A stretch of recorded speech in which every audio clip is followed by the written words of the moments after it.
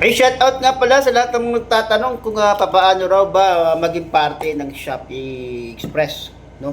Rider ba?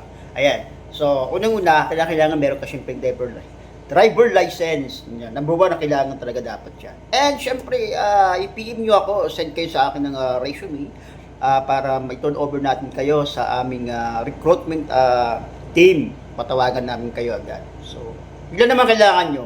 And then, once natawagan kayo ng recruitment team, so mag-uusap na kayo kung ano yung mga gusto nyo itanong regarding sa salary, sa mga benepisyo ninyo, posible kahit ruta, yan, pwede nyo itanong sa kanila.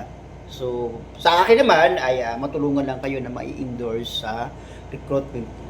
So, sa lahat ng mga interesado mag-apply bilang Shopee Riders dito sa DAET, ayan, ang aming hub ay matatagpuan sa Binanwaan, Talisay, sa Talisay, Purok 1, yan, Purok 1, Binanwaan, Talisay, Camarines Norte.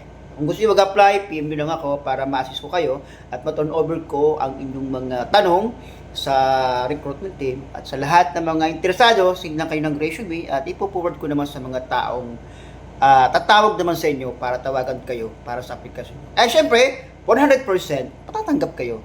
Walang dito, wala ditong sinasabi na pag nag-apply kayo, marireject kayo. Marireject lang kayo kung i-reject yung application at hindi kayo magpo-push para tumuloy bilang bahagi ng ating aplikasyon. Yun lang yung magiging scenario. For sure, kapag nagpasa ka at interesado ako talaga magtrabaho, 100% matatanggap ka. God bless.